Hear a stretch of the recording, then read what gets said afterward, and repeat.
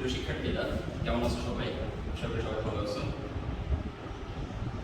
আজকে আমরা হাজির হয়েছি নবম দশম শ্রেণীর দ্বিতীয় অধ্যায়ের গতি চ্যাপ্টারের পরন্ত নিক্ষিপ্ত বস্তু কিছু ম্যাথমেটিক্যাল প্রবলেমস নিয়ে।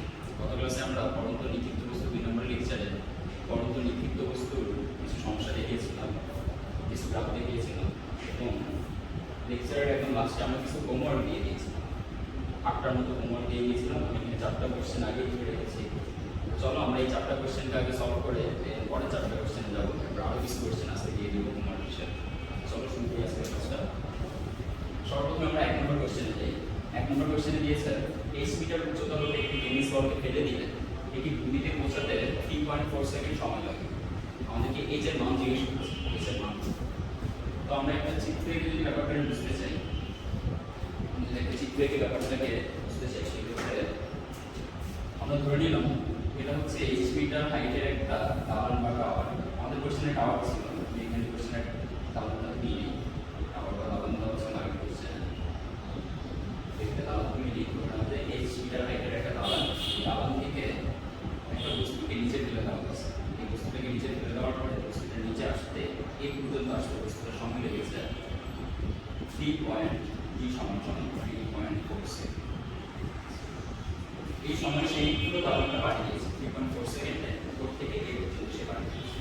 এখান থেকে যখন তাকে ফেলা হয় তখন এখানে আদিবেগের ব্যাপারে কিছু বলা ছিল না, এই জন্য আদিবেগকে ধরে রাখতে পরন্ত বস্তুর জন্য আদিবেগ যেটা থাকে পরন্ত বস্তুর জন্য আদিবেগ হচ্ছে 0 metre per second maximum time. যখন তুমি কোনো বস্তুকে পুশ করে নিচে ফেলবে না তখন পরন্ত বস্তুর জন্য ইনিশিয়াল ভেলোসিটি যেটা সেটাকে 0 মিটার পার সেকেন্ড ধরে রাখবে।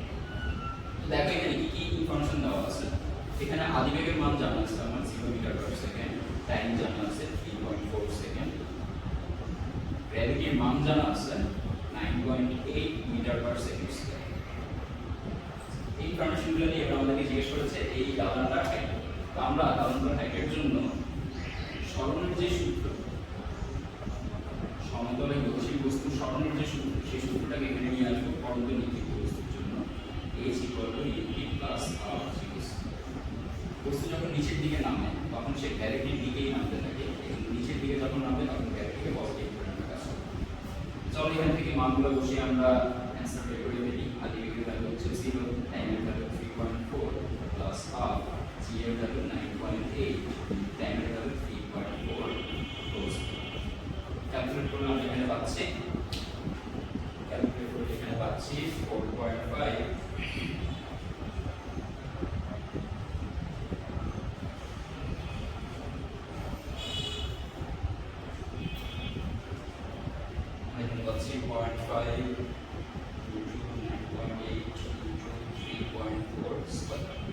56.644। আমাদের 1 নম্বর কোশ্চেনের অ্যান্সার হচ্ছে 56.644। হোমওয়ার্ক তোমাদেরকে দিয়েছিলাম, তোমরা হোমওয়ার্ক করে যদি এই মানটা পেয়ে থাকো তাহলে হোমওয়ার্কে একটা লাইক দিয়ে দাও। অ্যান্সার হচ্ছে 56.466। কোশ্চেন এর অ্যান্সার পেয়ে। এবার হচ্ছে কোশ্চেন নাম্বার 2। কোশ্চেন নাম্বার 2টা কোশ্চেন 1 এর চেয়ে একটু ডিফারেন্ট। এখানে একই সাথে পরন্ত নিক্ষিপ্ত দুইটা আলাদা আলাদা বস্তু দেওয়া আছে। 120 মিটার উচ্চ থেকে একটা বস্তুকে ফেলে দেওয়া হচ্ছে, সেটা হচ্ছে একটা পরন্ত বস্তু। In the meantime 29.4 metre per second ভরে 29.4 মিটার পার সেকেন্ড বেগে 1 কিলোগ্রাম করে আরেকটা বস্তু উপরে নিক্ষেপ করা হচ্ছে। এখানে একই সাথে আমরা দুইটা বস্তুর ঘটনা দেখতে পাচ্ছি, একটা পরন্ত একটা নিক্ষিপ্ত।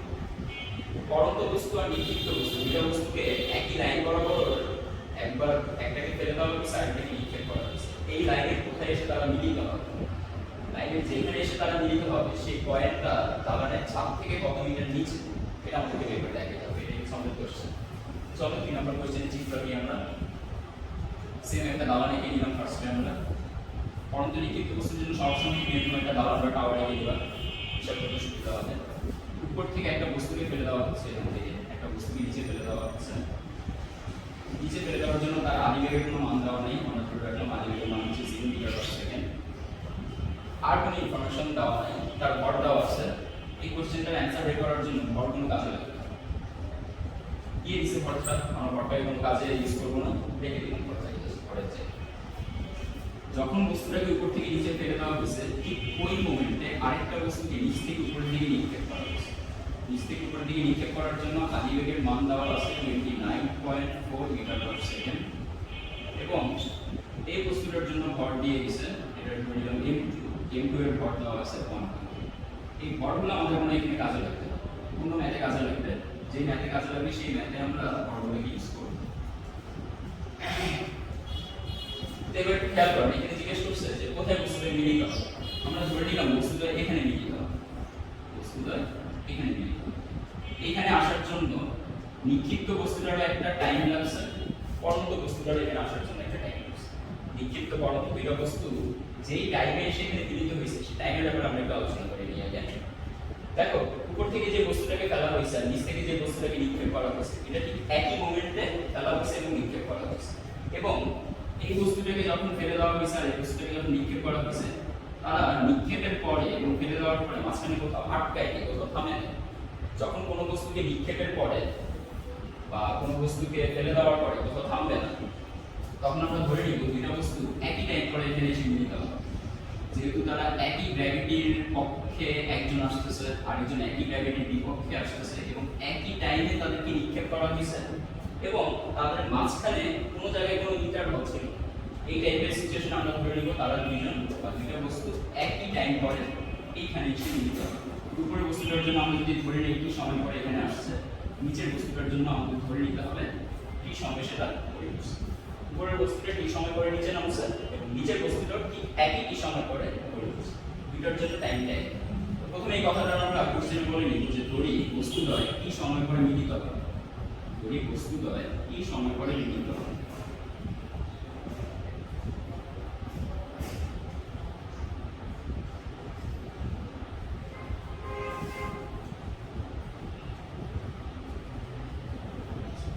কি সময় পরে মিলিত হবে। এখন কি সময় দুইটা বস্তু ইন্ডিভিজুয়ালি কিছু উচ্চতা অতিক্রম করতেছে। ফেলে দেওয়া বস্তুতে এখানে কি সময় এতটুকু হাইট অতিক্রম করছে, নিক্ষেপ করা বস্তুতে কি সময় এতটুকু উচ্চতা অতিক্রম করছে। তো দুইটা বস্তুর জন্য কি সময় অতিক্রান্ত দূরত্বগুলো বা উচ্চতাগুলো যদি আমরা বের করি, কি সময় পড়ন্ত বস্তু কি সেকেন্ড সময়ে পড়ন্ত বস্তুর উচ্চতা, পড়ন্ত বস্তুর উচ্চতার জন্য যদি আমরা একটা ইকুয়েশন বানাই, ইকুয়েশনটা আসবে h1 সমান সমান u1t plus half g_t square. তাহলে আমরা ভ্যালু বসিয়ে নিতে পারি h1 সমান সমান u1 এর ভ্যালু 0 ইনটু টাইম এর ভ্যালু জানি না প্লাস হাফ g এর ভ্যালু 9.8 t এর ভ্যালু জানি না। h1 সমান সমান আসবে হাফ দিয়ে 9.8 কে যদি আমরা কাটি পাবো 4.9 পাশে থাকবে t স্কয়ার। এটাকে ধরে নিলাম আমরা ইকুয়েশন নাম্বার 1। t সেকেন্ড সময় পড়ন্ত বস্তুর উচ্চতা বের করে ফেলছি আমরা, এখান থেকে এই জায়গার হাইটটা কত সেটা আমরা বের করে ফেলছি। জাস্ট t এর মানটা জানলে আমরা এই হাইটের ভ্যালু কত সেটা বলতে পারবো। নিক্ষিপ্ত বস্তুর জন্য দেখো t সময় নিক্ষিপ্ত বস্তুর অতিক্রান্ত উচ্চতা কত, t সেকেন্ড সময়ে নিক্ষিপ্ত বস্তুর অতিক্রান্ত উচ্চতা, নিক্ষিপ্ত বস্তুর অতিক্রান্ত উচ্চতা সেকেন্ড সময় নিক্ষিপ্ত বস্তুর অতিক্রান্ত উচ্চতার জন্য আমরা ইউজ করব h2। পড়ন্ত বস্তুর জন্য উচ্চতাকে ধরে নিলাম h1, নিক্ষিপ্ত বস্তুর জন্য উচ্চতাকে ধরে নিলাম h2। h2 এর জন্য আমাদের ইকুয়েশন আসবে u2t মাইনাস gt স্কয়ার। সেখানে মাইনাস কেন? নিক্ষিপ্ত বস্তুর জন্য গ্র্যাভিটির অপোজিট ডিরেকশনে বস্তু উঠতে থাকে, গ্র্যাভিটির অপোজিট ডিরেকশনে ওঠার কারণে g এখানে মন্দন হিসাবে কাজ করে, আর g যখন মন্দন হিসাবে কাজ করবে তখন এটাকে আমরা নেগেটিভ দিয়ে ব্যবহার করব। এখানে মানগুলো আমরা এক এক করে বসাই। h2 u2 এর ভ্যালু হচ্ছে 29.4, t এর ভ্যালু জানি না মাইনাস হাফ, g এর ভ্যালু 9.8 ইনটু t স্কয়ার। একবারে আসবে h2 সমান সমান 29.4 t মাইনাস 4.9 t স্কয়ার। এটাকে ধরে নিলাম ইকুয়েশন নাম্বার 2। এবার একটু h1 আর h2 দিকে একটু তাকাও। এইখান থেকে আরেকটু হচ্ছে h1 এবং এইখান থেকে আরেকটু হচ্ছে h2। একটু খেয়াল করে দেখো তো h1 এবং h2 হাইটগুলো যদি আমরা যোগ করি তাহলে এই দালানের যে টোটাল হাইট সেটা চলে আসছে না। এখানে আছে h1, এখানে আছে h2, তারপর h1 h2 সমান সমান দালানের হাইটের সমান। দালানের হাইটটা যদি 120 মিটার হয় তাহলে আমরা এখান থেকে একটা ইকুয়েশন বানাইতে পারি h1 h2 120 metre. h1 plus h2 equal to 100। এখান থেকে আমাদের কাজ কমপ্লিট হয়ে যাবে। এখান থেকে আমরা t এর যে ভ্যালুটা সেটা বের করে ফেলতে পারবো এবং t এর ভ্যালু বের করলে তুমি তোমার অ্যানসারটা পেয়ে যাবে। তাহলে উচ্চতা কত সেই উচ্চতাটা বের করে ফেলতে পারবো t এর মান জানলে। তো আমরা বলতে পারি শর্ত মধ্যে নিক্ষিপ্ত বস্তুর জন্য পড়ন্ত বস্তুর জন্য h1 প্লাস নিক্ষিপ্ত বস্তুর জন্য h2 সমান সমান দালানের টোটাল হাইট 120 মিটার। h1 এর জন্য পাওয়া গিয়েছে 4.9 t স্কয়ার প্লাস h2 এর জন্য পাওয়া গিয়েছে 29.4 t minus 4.9 t square equal to 120 meters। তুমি খেয়াল করো প্লাস 4.9 t স্কয়ার এবং মাইনাস 4.9 t স্কয়ার কাটাকাটি চলে গেল। আমাদের কাছে থাকলো 29.4 t equal to 120 meters বা t সমান 120 meters divided by 29.4 second 29.4 metre per second. Calculation করার পালা ক্যালকুলেশন করে ফেলো।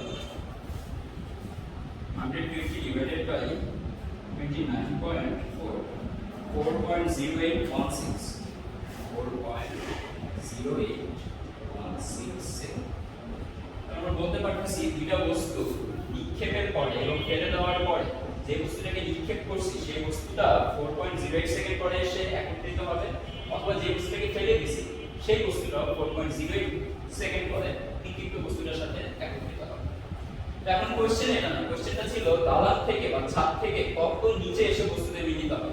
দেখো দালান থেকে কত নিচে এসে মিলিত হবে এটা বলার জন্য, এটা জানার জন্য আমরা h1 এর মানটা বের করলেই হয়ে যাবে। h1 এর ভ্যালুটাই হচ্ছে এখানে দালান থেকে কত নিচে এসে মিলিত হয়েছে সেটা প্রকাশ করছে। আমরা বলবো এখন সুতরাং দালান হতে দালানের ছাদ হতে মিলিত বস্তুদ্বয়ের উচ্চতা যদি আমাদেরকে ভূমি থেকে জিজ্ঞেস করতো তাহলে আমরা বের করতাম h2 এর মান, আর ছাদ থেকে জিজ্ঞেস করার কারণে আমরা বের করতেছি h1। খেয়াল রাখতে হবে কোশ্চেনে কোন জায়গা থেকে দূরত্বটা দেখাই হচ্ছে। তাহলে ছাদ হতে মিলিত বস্তুদ্বয়ের উচ্চতা h1 সমান এক নং ইকুয়েশনটা লিখলেই হয় h1 সমান 4.9 t স্কয়ার 4.9 into t এর ভ্যালু 4.0816 হোল স্কয়ার। ক্যালকুলেট করো 4.9 into 4.0816 স্কয়ার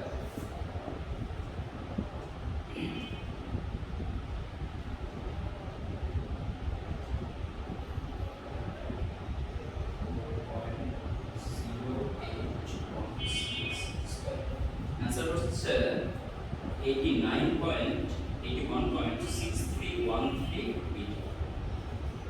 ওকে h1 এর ভ্যালু পেয়ে গেল। সেম ওয়েতে তুমি h2 এর ভ্যালু বের করতে পারো এবং তুমি h1 আর h2 বের করে চাইলে শিওর হওয়ার জন্য দেখতে পারো যে h1 h2 যোগফল আলাদা আলাদা করে h1 h2 বের করে দেখবা যে তাদের যোগফল 120 মিটার হচ্ছে কি। যদি হয় তাহলে তোমার অঙ্ক ঠিক আছে, তোমার টেনশন করার কোনো কারণ নেই। যদি না মিলে সেটা আগে চেক করে নিবা, ক্যালকুলেশনটা আগে চেক করে নিবা, প্রসিডিউরকে প্রসিডিউর মধ্যে আমরা নিয়ে এখানে আশা করি দুই নম্বরটা বুঝতে পারছো। এবার আমরা 3 নম্বর প্রবলেমটাতে আমরা যদি এখন যাই, 3 নম্বর প্রবলেমে বলা আছে একটি বস্তু পতনকালের শেষ সেকেন্ডে 10 মিটার দূরত্ব অতিক্রম করে। বস্তুটি কত উপর থেকে পড়েছে? তো পতনকালের শেষ সেকেন্ডে যে দূরত্ব অতিক্রম করবে এটার জন্য আমাদেরকে টি তম সময়ের যে সূত্রটা আছে সেটা ইউজ করতে হবে। টি তম সময়ের যে সূত্রটা ছিল মনে আছে? s t বলতাম আমরা সমান সমান ছিল u plus half a into 2t minus 1। এই সূত্রটাকে আমরা এবার পরন্ত নিক্ষিপ্ত বস্তুর জন্য নিয়ে আসবো। পরন্ত নিক্ষিপ্ত বস্তুর জন্য এই সূত্রটা হবে h equal to u plus half a, half এর জায়গায় আসলে g, হাফ এর জায়গায় আসলে g, তখন সূত্রটা আসবে h equal to u plus half g multiplied by 2t minus 1। ওকে, এই সূত্র দিয়ে আমরা এবার 3 নম্বর প্রবলেমটা সলভ করতে যাচ্ছি। 3 নম্বর প্রবলেমে বলা আছে একটি বস্তু পতনকালের শেষ সেকেন্ডে 10 মিটার দূরত্ব অতিক্রম করে। পতনকালের শেষ সেকেন্ডে বস্তুটা অতিক্রম করে 10 মিটার দূরত্ব। বস্তুটি কত উপর থেকে পড়েছে, তার মানে আমাদেরকে টোটাল হাইটটা বের করতে হবে। তো দেখো এখানে আমরা এখানে কি কি জিনিসগুলো জানি। আমরা ধরে নিলাম যে একটা বস্তু এখান থেকে পড়া স্টার্ট করতেছে, এখান থেকে পড়তে পড়তে সে এই পর্যন্ত এসে ভূমিতে পৌঁছেছে। এটা হচ্ছে ভূমি, এই পর্যন্ত এসে সে ভূমিতে পৌঁছেছে। এইখানে ধরে নিলাম যে তার এইখান থেকে উপর থেকে এই ভূমিতে আসতে তার টোটাল টাইম লেগেছে টি সময়। এই টি সময়ের মধ্যে একদম শেষ সেকেন্ড না, মনে করো টি সময় মানে হচ্ছে 10 সেকেন্ড। তো 10 সেকেন্ডে 10 সেকেন্ডে সে অতিক্রম করে 10 মিনিট, অথবা টি মানে 5 সেকেন্ড হতে পারে, তার মানে 50 সেকেন্ডে সে অতিক্রম করে তখন 10 মিনিট। টি এর ভ্যালু যত হবে, ধরে নিলাম টি এর ভ্যালু আসবে 8 সেকেন্ড। টি এর ভ্যালু যদি 8 সেকেন্ড আসে, তার মানে সে অষ্টম সেকেন্ডে গিয়ে বস্তুটা অষ্টম সেকেন্ডে গিয়ে 10 মিটার দূরত্ব অতিক্রম করছে, শেষ সেকেন্ডে। এটা হচ্ছে তার পতন কাল। উপর থেকে নিচে পড়তে যে টোটাল টাইমটা লেগেছে এটাকে আমরা বলবো পতন কাল। এই পতন কালটা টোটাল হচ্ছে 8 সেকেন্ড। কোশ্চেনে বলা আছে পতন কালের শেষ সেকেন্ড যেটা, পতন কালের শেষ সেকেন্ডটা কোনটা? মনে করো 0 থেকে 1 সেকেন্ড, 0 সেকেন্ড থেকে 1 সেকেন্ড এটাকে আমরা বলবো ফার্স্ট সেকেন্ড। 1 সেকেন্ড থেকে 2 সেকেন্ড এটাকে বলবো আমরা সেকেন্ড সেকেন্ড।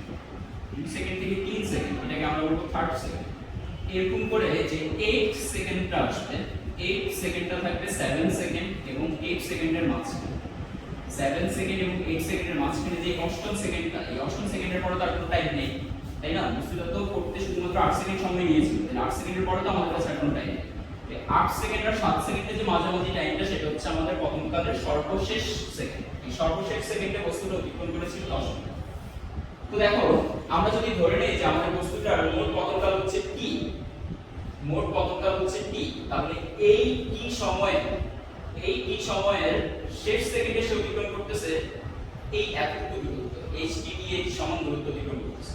কেন আমরা এটা কেন ধরে নিই? কেন ধরো এখান থেকে এই পর্যন্ত আসতে যদি তার কি সময় লাগে, কি সময়ের যে অতিক্রান্ত দূরত্ব হবে তার, সেটাকে আমরা ধরে নিব h। আবার ধরে নিলাম এইখান থেকে এই পর্যন্ত আসতে তার যে সময়টা লাগবে সেটা হচ্ছে t - 1 সেকেন্ড। এই যে একটু আমরা বলছিলাম, মনে করো যে t এর মান 8, এই t এর মানটা যদি 8 হয়, তাহলে এখান থেকে এই জায়গায় আসতে তার সময় লাগছে 8 সেকেন্ড। আর এখান থেকে এই জায়গায় এই এতটুকু হচ্ছে t - 1, অর্থাৎ 8 - 1 = 7 সেকেন্ড। এখান থেকে এই পর্যন্ত আসতে তার সময় লাগছে 7 সেকেন্ড, এখান থেকে এখানে আসতে সময় লাগছে 8 সেকেন্ড। তাহলে এই 7 সেকেন্ডের সময় থেকে ভূমি পর্যন্ত যে সময়টা, এই হচ্ছে পতনকালের শেষ সেকেন্ড, পতনকালের শেষ সেকেন্ড। তো দেখো এই সূত্রটা কিভাবে আসছে, একটু হিন্টস দিয়ে দিই তোমাদেরকে। এখান থেকে এই পর্যন্ত যে উচ্চতা, এটা আমরা বলবো কি সময়ের মোট উচ্চতা, মোট পতনকালের উচ্চতা। মোট পতনকালের তার উচ্চতা আসবে যেটা, সেটা হচ্ছে h সমান ut plus half gd square. আবার t - 1 সেকেন্ডে বস্তুটা যে দূরত্ব অতিক্রম করবে, সেটার জন্য আমরা যে h টা পাবো, এই h টাকে বললাম ht, এবং t - 1 সেকেন্ডের h টাকে বললাম ht - 1 সমান এটার জন্য আসবে ut - 1 plus half g into t - 1 whole square. তো দেখো তোমাকে যদি এখন কেউ জিজ্ঞেস করে শেষ সেকেন্ডে সে কতটুকু দূরত্ব অতিক্রম করেছে, তাহলে তুমি কি করবে? t সেকেন্ডের টোটাল হাইট থেকে t - 1 সেকেন্ডের যে হাইটটা আছে সেটা মাইনাস করবে। এই টোটাল হাইটটা থেকে এই হাইটটা মাইনাস করলে তুমি শেষ সেকেন্ডের হাইটটা পেয়ে যাবে। তো শেষ সেকেন্ডের হাইটটাকে আমরা বলবো t তম সময়ের হাইট। যেহেতু আমরা t এর মান জানি না, এইজন্য এখানে t লিখে রাখছি। যখন t এর মান জানবো, যেমন যদি আমরা অ্যাকচুয়ালি t এর মানটাকে 8 যদি বের করতে পারি, যদি আমরা দেখি যে t এর মানটা 8 আসছে, তখন আমরা httth এর t এর জায়গায় আমরা বসাই দিব 8। তখন আমরা বুঝবো এই শেষ সেকেন্ডটা হচ্ছে 8 সেকেন্ডের। আমরা এখন বলতে পারতেছি না যে আমাদের টোটাল পতনকালটা কত, এজন্য আমরা শিওরলি এখানে কোনো টাইমও ইনপুট করতে পারবো না। আমরা শুধু এই টাইমের জায়গায় t ধরে রাখবো, htth সমান সমান, অর্থাৎ শেষতম সেকেন্ডের যে দূরত্ব, এই t এর মান যা, সেই t এর মানটা বসাই দিলে বুঝাবে শেষতম সেকেন্ডের দূরত্বটা আমরা পেয়ে যাবো। মনে করি t এর মান 10, আমরা যদি t এর মান এখানে 10 বসাই দিই, তখন এই h 10 বুঝাবে বস্তুটার দশম সেকেন্ডের অতিক্রান্ত দূরত্ব। যেহেতু তার পতনকাল 10 সেকেন্ড, দশম সেকেন্ডের অতিক্রান্ত দূরত্ব যখন আমরা বের করতেছি, এর অর্থ হবে পতনকালের শেষ সেকেন্ডের দূরত্ব আমরা বের করছি। টোটাল পতনকাল হচ্ছে 10 সেকেন্ড। এই 10 সেকেন্ডের পতনকালের মধ্যে আমরা যদি শুধু দশম সেকেন্ডের পতনকাল বের করি, তাহলে এই দশম সেকেন্ডের পতনকাল বের করব শেষ সেকেন্ডের পতনকাল। ওকে, তো এই t এর ভ্যালুটা আমরা বের করতে যাব। t এর ভ্যালু বের করার জন্য আমরা প্রথমেই ধরে নিব ধরি বস্তুটার পতনকাল হচ্ছে t সেকেন্ড। আমাদের কোশ্চেনের অ্যানসার এখান থেকে শুরু করব।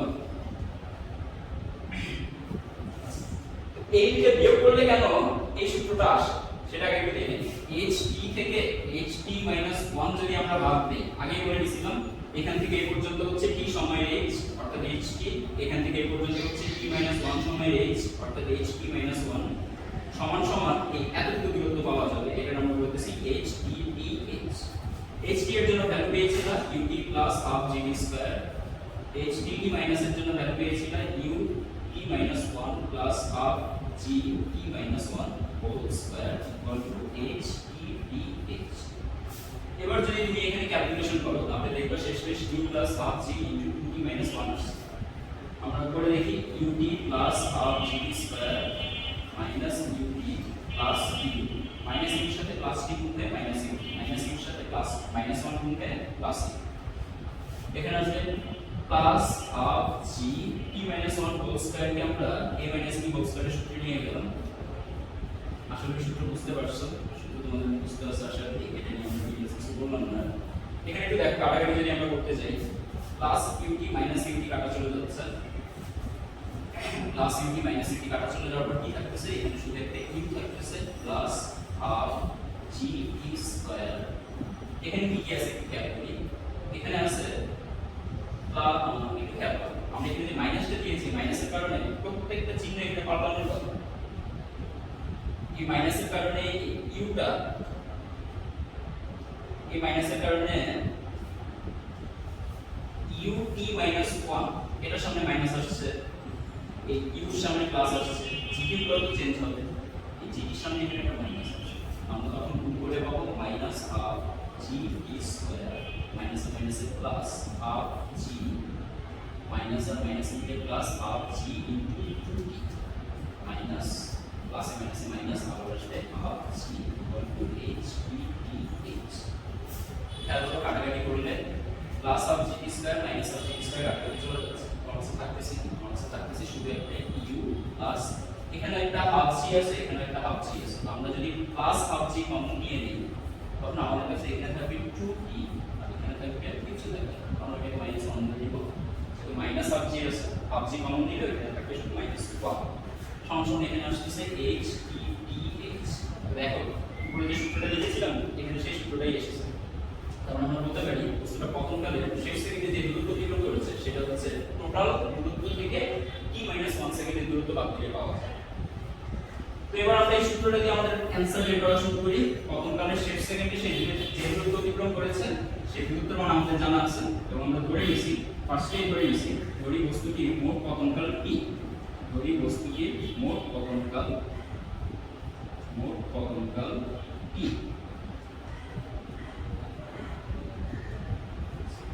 t সেকেন্ডে মান বের করার জন্য আমরা বলতে পারি, আমরা জানি h tth equal to u plus half g 2t minus 1। h tth এর ভ্যালুটা তোমার জানা আছে, কোশ্চেনে বলে দিয়েছে পতনকালের শেষ সেকেন্ডের দূরত্ব হচ্ছে 10 h tth কিন্তু হচ্ছে পতনকালের শেষ সেকেন্ড, এই হচ্ছে পতনকালের শেষ সেকেন্ড, এই দূরত্বটাকে আমরা বলবো h tth। h tth এর ভ্যালুটা জানা আছে, একটা বস্তু যখন উপর থেকে পড়ে তখন বলে দিছি যে সব সময় তার আদিবেগের ভ্যালুটাকে 0 মিটার পার সেকেন্ড ধরে রাখো, আদিবেগের ভ্যালু জানা আছে। পতনকালের শেষ সেকেন্ডে দূরত্ব বসালাম 10 মিটার, আদিবেগের ভ্যালু বসালাম 0 প্লাস হাফ জি এর ভ্যালু বসালাম 9.8 ব্র্যাকেটের ভিতর 2t minus 1। দেখো এখানে কি আসছে, k ইকুয়াল টু 4.9, হাফ দিয়ে 9.8 কে গুণ করলে পাবো 4.9, এখানে থাকতেছে 2t minus 1। 4.9 গুণ আকারে আছে, এই পাশে আসলে ডিভাইডেড হয়ে যাবে n এর সাথে, এই পাশে থাকবে শুধু 2t minus 1। তাহলে এখানে একবারে লেখা যায় 10/4.9 plus 1 equal to 2t। Calculate করে দেখো 10/4.9 plus 1 কত আসে, 10/4.9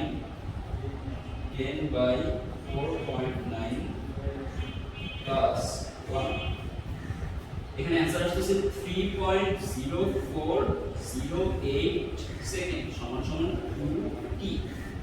t এর ভ্যালু আসছে 3.0408 divided by 2।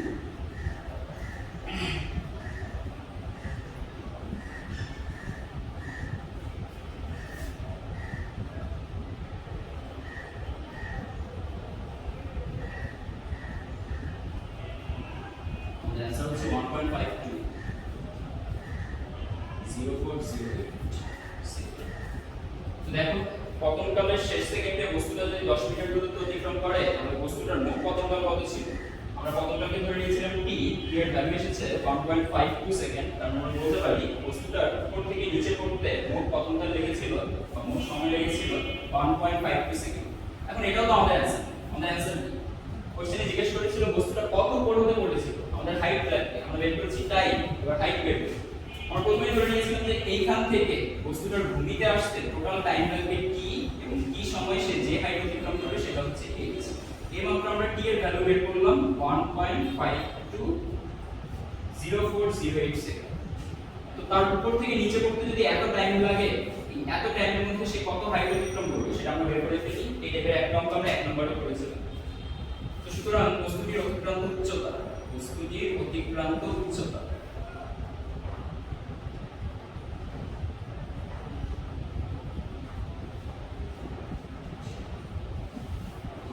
অতিক্রান্ত উচ্চতা h সমান সমান u times t plus half times g t square.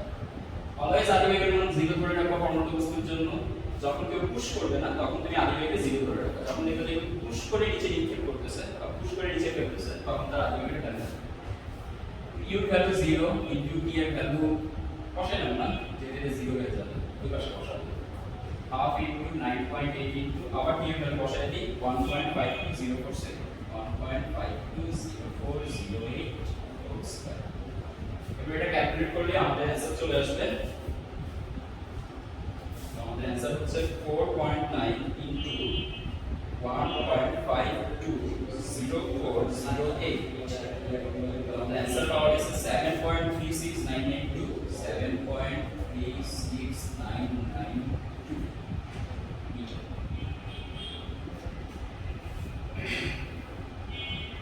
Poster করা হয়েছে। এবার পাওয়া গেছে আমাদের অ্যান্সারটা 10 মিনিটের বেশি হবে। কেন? কারণ সে পতনকালের শেষ সেকেন্ডেই 10 মিনিট অতিক্রম করছে, তাহলে অ্যান্সারটা তো অবশ্যই 10 সেকেন্ডের 10 মিনিটের বেশি হবে। অ্যান্সারটা এবার এসেছে 11.08505, 11.08505 এটা হচ্ছে আমাদের অ্যান্সার। ওকে, 3 নাম্বার কমপ্লিট। এবার চলো 4 নাম্বারটা 50 মিটার লম্বা। আমরা ধরে নিলাম এই হচ্ছে একটা গাছ, গাছটার যে জায়গায় আমটা ঝুলে আছে সেই জায়গাটার উচ্চতা হচ্ছে ভূমি থেকে 50 মিটার উপর। আমরা আমটাকে পাওয়ার জন্য এখানে একটা টিপ বিক্রি করেছি। প্রথম কোশ্চেন আমাদের জিজ্ঞেস করেছে টিপটা আমটাকে শুধু স্পর্শ করার জন্য কত বেগে ছুটে মারতে হবে। আমরা ধরে নিলাম টিপটা আমটাকে যখন স্পর্শ করবে তখন টিপটা এখানে আসবে। এখন দেখো টিপটা যখন আমটাকে স্পর্শ করতে আসবে তখন টিপের কোনো বেগ থাকার প্রয়োজন নেই। টিপটা শুধু এই পর্যন্ত উঠতে পারবেই হবে। এই পর্যন্ত উঠে যদি সে তার সমস্ত বেগ হারাইয়াও ফেলে তবুও সে আমটাকে স্পর্শ করতে পারবে। তো আমাদের কন্ডিশনটা হচ্ছে এই ক্ষেত্রে টিপটা যখন আমটাকে শুধু স্পর্শ করবে তখন আমি উচ্চতায় গিয়ে পৌঁছাতে পারবেই হবে। এইখান থেকে এই পর্যন্ত তার 50 মিটার শুধু পৌঁছাতে পারবেই হবে। 50 মিটার পৌঁছায় এখানে তার কোনো বেগের দরকার নেই। এমন না যে তাকে 1 মিটার পার সেকেন্ড বেগে গিয়ে আমটাকে ধাক্কা মারবে। সে শুধু 1 মিটার পার সেকেন্ড বেগে না গিয়ে শুধু মিটার পার সেকেন্ড বেগে এই পর্যন্ত উঠতে পারলেই আমরা স্পর্শ করতে পারি। তো আমটাকে যখন স্পর্শ করছে তখন টিপটাকে এখান থেকে কত বেগে আমরা ছুঁড়ে মারছি, যার কারণে 50 মিটার উঠতে গিয়ে তার সেখানে শূন্য হয়ে গেছে। সেটা যদি আমরা বের করতে চাই আমাদের ভি এর মান জানা আছে। আমটাকে স্পর্শ করার জন্য ভি-এর শেষ এখানে লিখব আমকে স্পর্শ করার জন্য ভি-এর শেষ আমকে স্পর্শ করতে ভি-এর শেষ বেগ করতে হবে মিনিমাম 0।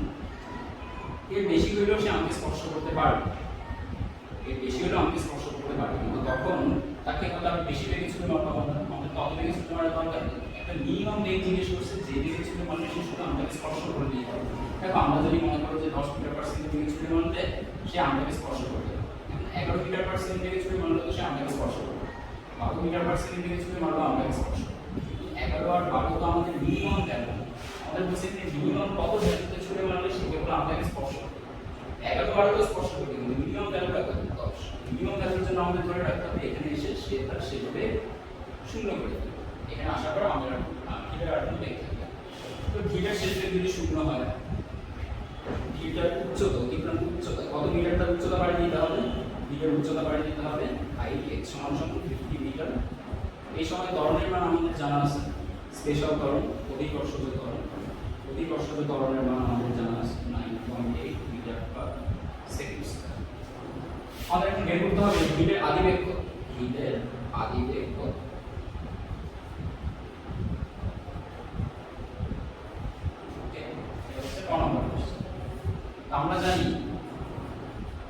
আমরা জানি দেখো আমাদের এখানে টাইমের কোনো ইনফরমেশন নাই, যেহেতু টাইমের কোনো ইনফরমেশন দেয়নি সেহেতু আমরা টাইম ছাড়া বাকি যে সূত্রগুলো আছে সেগুলো চিন্তা করতে এই সূত্রটা মাথায় আসে মাইনাস যেহেতু কি নিক্ষেপ করা হয়েছে, নিক্ষেপ হইলে জি মাইনাস, নিক্ষেপ হইলে এই সূত্রটা মাইনাস, আর যদি পড়ন্ত হয় উপর থেকে যদি ফেলে দেয় তখন জি প্লাস, নিচ থেকে ছুঁড়ে মারলে পড়ে তখন এইখানে এই সূত্রের মাইনাস। তো হিট যেহেতু নিক্ষেপ করা হয়েছে আমরা এখানে ইউ ভ্যালু বের করবো, ই স্কয়ার মাইনাস 2gh কে লেফট সাইডে নিয়ে আসলাম সমান সমান রাইট সাইডে দিয়েছি, তো ই স্কয়ার সমান সমান পাওয়া যাবে ই স্কয়ার প্লাস 2y6। আর ইউ ভ্যালু কত আসছে? ইউ ভ্যালু আসছে ইউ সমান সমান ই স্কয়ার প্লাস 2y6 এর value 0 plus 2 into 9.8 into h এর ভ্যালু ক্যালকুলেট করলে সর্বনিম্ন কত আদিবেগে শুধু মাত্র বিটা আমাকে স্পর্শ করতে পারতো সেটা হয়ে যাবে ওভার 2 ইনটু 9.8 আনসার হচ্ছে 31.30 49 বেগে শুধু মাত্র সে আমাকে স্পর্শ করতে পারতো 31.30 আমাকে স্পর্শ করতে পারতো। এটা হচ্ছে আমাদের কন্ট্রোল কোশ্চেন অ্যান্সার চারে হিটটাকে কত বেগে ছুঁড়ে মারলে সে কেবল আমাকে স্পর্শ করতে পারতো। মিনিমাম 31.3049 মিটার পার সেকেন্ড বেগে ছুঁড়ে মারলে সে আমাকে স্পর্শ করতে পারতো। তখন এখানে এসে তার সেটা বেগ হয়ে যেতেছি। আমরা যদি 31 এর চেয়ে বেশি বেগে ছুঁড়ে মারতাম, এখানে 31 বেগে ছুঁড়ে না মেরে যদি 35 এ ছুঁড়ে মারতাম, তখন দেখা যেত এখানে এসে সে আমাকে স্পর্শ করতেছে, আমাকে একটা ধাক্কা মারতেছে। কারণ এখানে এসে তখন তার সেটা বেগ 0 হবে, 0 চেয়ে বেশি থাকবে, তাহলে মিনিমাম কিছু থাকবে। 31 পয়েন্ট বেগে ছুঁড়ে মারলে এখানে এসে এখান থেকে 31 এ ছুঁড়ে মারলে এখানে এসে সেটা 0 হবে, 35 এ ছুঁড়ে মারলে তো তার সেটা 0 হবে। আমাদেরকে বের করতে বলছে শুধুমাত্র কোন বেগে ছুঁড়ে মারলে এখানে এসে বেগটা 0 হয়ে যাবে, অর্থাৎ শুধু আমাকে স্পর্শ করবে। বেগ 0 হওয়া মানে আমাকে স্পর্শ করবে, বেগ 0 বেশি হলে আমাকে শুধু স্পর্শ করবে, সাথে একটা ধাক্কাও দেবে। আমাদের এই ধাক্কাটা দিতে বলে বলছে শুধু আমাকে স্পর্শ করে, স্পর্শ করার জন্য এত বেগে মিনিমাম ছুঁড়ে মারবে। এর কমে মারলে স্পর্শ করতে পারবে না, নিচ থেকে হিটটা আবার নিচে পড়ে যাবে। এর কম বেগে 31 এর চেয়ে কম বেগে ছুঁড়ে মারলে হিট এ পর্যন্ত এসে আবার নিচে নেমে যাবে। বেশি বেগে ছুঁড়ে মারলে আমাকে ধাক্কা দেবে। তো দুইটার একটা করা যাবে, হিটটাকে আম পর্যন্ত পৌঁছানোর জন্য 31.3049 মিটার পার সেকেন্ড থেকে ছুঁড়ে মারলেই হবে। এবার হচ্ছে চারের খ নাম্বার, খ নাম্বারটি ইন্টারেস্টিং। খ নাম্বারে জিজ্ঞেস করছে কত বেগে আমরা হিটটাকে ছুঁড়ে মারলে সেটা আমকে পারতে পারবে। এখন দেখো আমরা যখন গাছে ঝুলে আসি, আমরা যখন গাছে এখানে ঝুলে আসি, গাছে যখন এখানে আমরা ঝুলে আসি তখন এখানে আমরা শক্তি কত, আমরা এখানে যে শক্তিটা আছে, যে শক্তিটা আমরা ঝুলে আসি সেটা হচ্ছে আমার বিভব শক্তি। আমি বিভব শক্তির মান হচ্ছে mgh, আমার ভর হচ্ছে 2 কেজি, g এর মান 9.8, h এর মান 50। আমরা এগুলো ক্যালকুলেট করলে 50 এর সাথে গুণ করলে 100, সাথে 9.8 গুণ করলে 980।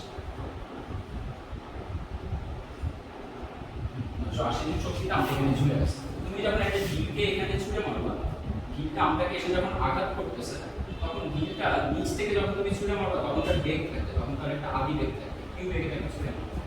এবার ইউ মান 31 বেগে কিন্তু আমটাকে পারা যাবে, কারণ 31 বেগে ছুঁড়ে মারলে সেটা আপনাকে স্পর্শ করবে, আমটা তো আঘাত পাবে, ধাক্কা খাবে, ধাক্কা খেলে আমরা দেখা যাবে গোটা থেকে ছিঁড়ে নিচে পড়ে যাবে। তো আমটাকে ধাক্কা দিতে হবে, ধাক্কা দেওয়ার জন্য এখন শুধু ইউ মান 31 পয়েন্ট সামথিং হলে হবে না, একে এবার 31 এর চেয়ে বেশি বেগে ছুঁড়ে মারতে হবে। তো বেশি বেগে মানটা কত সেটাই আমরা বের করতে চাচ্ছি। আমরা ধরে রাখলাম এবার আমটাকে আমরা ইউ বেগে যদি ছুঁড়ে মারি, ইউ বেগে যদি ছুঁড়ে মারি তাহলে আমটার বেগের কারণে, আমটার গতির কারণে, ইউ হচ্ছে গতি, গতির কারণে আমরা এখানে একটা গতিশক্তি থাকবে। আমরা এখানে যে গতিশক্তি থাকবে সেই গতিশক্তিকে, ইউর কারণে যে গতিশক্তি আসবে সেই গতিশক্তিকে আমরা ই কে বলতে পারি। গতিশক্তিকে ই কে দিয়ে প্রকাশ করে, বিভব শক্তিকে ই দিয়ে প্রকাশ করে। ই মানে হচ্ছে পটেনশিয়াল এনার্জি, পটেনশিয়াল এনার্জি মানে হচ্ছে বিভব শক্তি, আর ই কে মানে হচ্ছে কাইনেটিক এনার্জি, কাইনেটিক এনার্জি মানে হচ্ছে গতিশক্তি। ঠিক আছে, তো এখানে তার যে ই কে থাকবে, ই এর মান কত, ই কে এর মান এই সূত্র দিয়ে বের করা হয় কে সমান হাফ এম ইনটু গতির স্কয়ার গতি আছে এখানে ইউ তাহলে হাফ এম স্কয়ার এই গতিশক্তিতে আমরা যখন উপরে উঠতে থাকবে এই কিউটা যখন আস্তে আস্তে উপরে উঠতে থাকবে তখন ইউ মানটা আস্তে আস্তে কমতে থাকবে ইউ মান যখন কমবে এই ইউ মান যখন আস্তে আস্তে কমবে তখন গতিশক্তিটা যত উপরে উঠবে তত আস্তে আস্তে কমবে তো এই ইউ থেকে আমরা যখন হিলটাকে ছুড়ে মারব হিলটা যখন এখানে আসবে তখন তার নতুন একটা গতিশক্তি আসবে এখানে গতিশক্তিটা থাকবে অনেক বেশি কারণ এখানে ইউ মান বেশি বস্তুটা আস্তে আস্তে উপরে উঠতে উঠতে ইউ মান আস্তে আস্তে কমতে থাকবে এখানে এসে ইউ মানটা হয়ে যাবে ভি এখানে যখন ইউ মান ভি হবে তখন এখানে গতিশক্তি পাওয়া যাবে কে সমান সমান হাফ এম ভি স্কয়ার দেখো এটা যখন এখান থেকে এখানে আসছে তখন তার গতিশক্তি হাফ এম ভি স্কয়ার থেকে চেঞ্জ হয়ে হাফ এম ভি স্কয়ার হয়ে গেছে এখানে শুধু তার ভিউটাটি শুধু এখানে গতিশক্তিটাই আছে কোনো শক্তি নাই এটা যখন ভূমিতে ছিল ভূমিতে থাকার কারণে ভিড়ের কোনো বিভব শক্তি ছিল না ভিড়ের এখানে বিভব শক্তির মান ছিল 0 ভূমিতে থাকলে বিভব শক্তির মান হয় 0 ঠিক আছে তো এখানে তার টোটাল শক্তি কখন ছিল টোটাল এনার্জি ছিল half M U square plus 0 সমান সমান হাফ এম ইউ স্কয়ার এই হাফ এম ইউ স্কয়ার এসে যখন উঠতে থাকবে তখন তার ই কে আস্তে আস্তে কমতে থাকবে এখান থেকে সে যখন উপরে উঠবে তখন ই এর মানটা এখানে চেয়ে ই এর মানটা এখানে কম এখানে ই এর মানটা থাকবে বেশি উপরে উঠতে উঠতে এখানে ই এর মানটা কমে যাবে ই এর মানটা দেখো পটেনশিয়াল এনার্জি এখানে হচ্ছে 0 এই পটেনশিয়াল এনার্জি বস্তু যখন আস্তে আস্তে ধীরে ধীরে উপরে উঠবে তখন এখানে পটেনশিয়াল এনার্জির মানটা বেড়ে যাবে তখন বস্তুটা তখন এখানে ভিতরে যে পটেনশিয়াল এনার্জি লাভ করবে সেটাকে আমরা বলবো mgh ওকে তো এখানে এত কিছু লেখার একটাই অর্থ ভিড়টা যেই শক্তিতে উপরে ওঠা স্টার্ট করছে উপরে উঠতে উঠতে সেই শক্তিটা দুই ভাগে ভাগ হয়ে গেছে দেখো ভিড়টা এখান থেকে হাফ এম ইউ স্কয়ার শক্তিতে উঠে শুরু করছে এখানে তার বিভব শক্তি ছিল না দেখে তার টোটাল শক্তি ছিল গতি শক্তি তার গতি শক্তি ছিল হাফ এম ইউ স্কয়ার আর টোটাল শক্তি হচ্ছে এখানে হাফ এম ইউ স্কয়ার এখান থেকে সে যখন উপরে উঠবে গতি শক্তির মানটা ইউর মানটা উপরে উঠতে থাকার কারণে ইউর মানটা দেখো জিটো কাজ করে নিচে ত্বরণ কাজ করে নিচে বস্তু উঠতে শুরু করে এজন্য ধীরে ধীরে তো ভিটা যখন এখান থেকে উপরে উঠতেছে তখন ভিড়ের বেগ ইউ আস্তে আস্তে কমতে কমতে হয়ে গেছে ভি ভিটা এখান থেকে উপরে উঠতে যখন এখানে আসছে তখন আগে ভিড়ের বেগ ছিল ইউ এখানে এসে ভিড়ের বেগটা হয়ে গেছে ভি তো ভিড়ের বেগটা যখন আস্তে আস্তে কমতেছে তখন আমরা কি দেখতে ভিড়ের বেগটা কমতে থাকার কারণে রুট মানটা আস্তে আস্তে কমে ভি হওয়ার কারণে ভিড়ের যে গতিশক্তি সেটাও হাফ এম ইউ স্কয়ার থেকে কমতে কমতে হাফ এম ভি স্কয়ার কিন্তু শক্তির সমানুপাতিক নীতি নামে একটা নীতি আছে যে নীতিতে বলে একটা বস্তু কখনো শক্তি হারায় না তার কাছে শক্তি সবসময় একই মানে এই ভিড়টা নিচ থেকে উপরে যাওয়ার সময় তার কাছে টোটাল যতটুকু শক্তি ছিল সেখান থেকে যখন উপরে যাবে তখন তার কাছে টোটাল একই শক্তি থাকবে অর্থাৎ এখানে শুধু ই কে সমান সমান হাফ এম ভি স্কয়ারের মান যত এখানে ইপি এবং ই কে টোটাল মানটা কত মানে এখানে ই কে মানটা যদি 500 জুল হয় এখানে ই কে এবং ইপি মিলে টোটাল হবে 500 অর্থাৎ ভিটা এখান থেকে যে শক্তিতে ট্রাভেল করা শুরু করছে ভিটা এখান থেকে যে শক্তিতে ট্রাভেল করা শুরু করছে এখানে এসেও সেম একই শক্তি তার কাছে রয়ে গেছে যে শক্তিটা এখন দুই ভাগে ডিস্ট্রিবিউটেড হয়ে গেছে একটা হচ্ছে বিভব শক্তি আর একটা হচ্ছে গতি শক্তি এখান থেকে ট্রাভেল স্টার্ট করার সময় তার কাছে শুধু ছিল গতি শক্তি বিভব শক্তি ছিল না এখান থেকে উপরে উঠতে উঠতে যখন এখানে চলে আসছে তখন তার এই গতি শক্তির মানটা গতি এবং বিভব শক্তি দুই ভাগে একটু একটু করে ভাগ হয়ে গেছে দেখো এখানে যখন ভিটা পৌঁছেছে তখন এখান থেকে এই জায়গায় ভিটা কত উচ্চতায় গেছে 50 মিটার তো এখানে এইচ এর ভ্যালু আছে মানে ভিটা যখন ইউ থেকে ভি তে আসছে তখন ভিটা একটা হাইটে পৌঁছানোর কারণে একটা উচ্চতায় পৌঁছানোর কারণে তার কাছে বিভব শক্তিটা থাকবে কিন্তু ভিটা যখন ভূমি থেকে নিক্ষেপ করা হচ্ছে ভূমিতে এইচ এর মান তো 0 এজন্য ভূমিতে বিভব শক্তির মানটাও হচ্ছে 0 এজন্য ভূমিতে আমরা বিভব শক্তির মানটা 0 নিয়ে যাচ্ছি দেখো আমরাকে পাওয়ার জন্য কন্ডিশন কি আমরাকে পাওয়ার জন্য কন্ডিশন হচ্ছে ভিটার এখানে এই টোটাল শক্তির মানটা হতে হবে ভিটার এখানে এই যে টোটাল শক্তির মান হতে হবে আমরা এখানে যেই বিভব শক্তিতে চলে আসে তার মানের সমান ওকে আমরা কন্ডিশনটা এখানে লিখি আমরা এখানে কন্ডিশনটা লিখি আমটিকে পাওয়ার জন্য ভিড়ের শক্তি আমের বিভব শক্তি সমান হবে আমটিকে পাওয়ার জন্য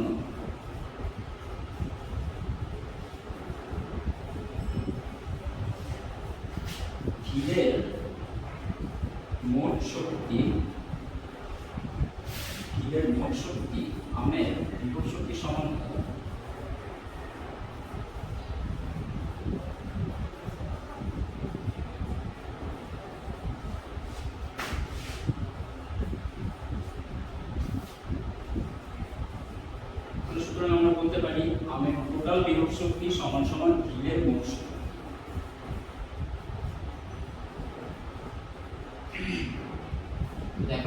আমরা 980 মাইনাস mgh, a হচ্ছে ঢিলের ভর হচ্ছে 1 কেজি, সরি ঢিলের ভর হচ্ছে 500 গ্রাম। 2 কেজি ভরের আমকে পাওয়ার জন্য আমরা 500 গ্রাম রেটের ঢিল ব্যবহার করেছিলাম। হ্যাঁ, ঢিলের ভর হচ্ছে 500 গ্রাম, 500 গ্রাম মানে কিলোগ্রামে কনভার্ট করলে 0.5 কিলো। g এর ভ্যালু 9.8, h এর ভ্যালু দুইটাকে ধরে নিয়েছি 15 equal to half mv, half mv। এবার আমরা কত পাই? 980 minus 0.5 into 9.8 into 50, 735। এই পাশে আছে 735, ওই পাশে আছে হাফ mv স্কয়ার। দেখো 2 কে এনে চাইলে 735 এর সাথে গুণ করে দেওয়া যায়। এই পাশে 2 ভাগাকারে আছে, এই পাশে আসলে এই পাশে রেজাল্টের সাথে গুণাকারে থাকবে। ডিভাইডেড বাই m, এই পাশে গুণাকারে আছে, এই পাশে এসে m চলে যাবে ভাগাকারে। এর মান হচ্ছে 0.5 ডিভাইডেড বাই 0.5, ওই পাশে থাকছে শুধু v স্কয়ার। তারপর আমরা v সমান সমান করতে পারবো root over 735 into 2 divided by 0.5। আমরা v স্কয়ার বের করি, কারণ আমাদের v স্কয়ার হিসাবে সূত্র সরাসরি ব্যবহার করতে পারার একটা সুযোগ থাকে। তাহলে v স্কয়ারটা আমরা সরাসরি সূত্রে নিয়ে যেতে পারি। v স্কয়ার সমান সমান আমরা পাচ্ছি, v স্কয়ার সমান সমান পাওয়া গেল 735 into 2 divided by 0.5, 2940 metre square centimetre square. এখানে স্কয়ার আছে তাই ইউনিটেও সবগুলো স্কয়ার হিসেবে হবে। এখানে ছিল metre per second plus square by m square by m square s inverse 1 square by s inverse 2 by, কারণ এখানে শুধু v ছিল, v স্কয়ার ছিল। এবার আমরা u মানটা বের করি। আমাকে জিজ্ঞেস করছে ঢিলটাকে কত বেগে ছুঁড়ে মারলে সে এবার আমটাকে পারতে পারে। কোশ্চেন ছিল ঢিলটাকে আমরা কত আদি বেগে উপরের দিকে নিক্ষেপ করলে সে এবার আমটাকে পারতে পারে। তো আমরা ঢিলটা যখন আমের কাছে পৌঁছাবে তখন তার শেষ বেগের বর্গ কত হবে সেটা জেনে গেছি। ঢিলটা যখন আমের কাছে পৌঁছাবে তখন এখানে তার শেষ বেগের স্কয়ারটা আমরা জেনে গেছি 2940 মিটার স্কয়ার সেকেন্ড ইনভার্স 2। এখান থেকে তাহলে আদি বেগ কত হইতে হবে বের করব। h তো জানাই আছে 50 মিটার। এবার আদি বেগ কত দিতে হবে? আবার সূত্র লিখে v স্কয়ার সমান u স্কয়ার, যদি নিক্ষেপ করতেছি এজন্য মাইনাস 2g। u জানা নাই, u বের করব, h v g জানা আছে। u স্কয়ার সমান সমান একবার লিখে দিলাম আগের অঙ্কটার মতোই 2gh প্লাস v স্কয়ার। আগেরটা লেখা ছিল v স্কয়ার আগে 2gh পরে, এখানে 2g স্কয়ার লিখলাম এদিকে। অনবর অঙ্কে এই টাইপের সূত্রটা এসেছিল, এখানে সরল কাজ করে 2 into 9.8 into h এর মান হচ্ছে 50 প্লাস 2940 স্কয়ার টোটাল মান। দেখো আমরা v স্কয়ারকে v স্কয়ার হিসেবে রাখছি, এই কারণে একটা v স্কয়ারের টোটাল মানটা এখানে বসিয়ে দিতে পারছি, আমাদের আলাদা করে স্কয়ার করা লাগে।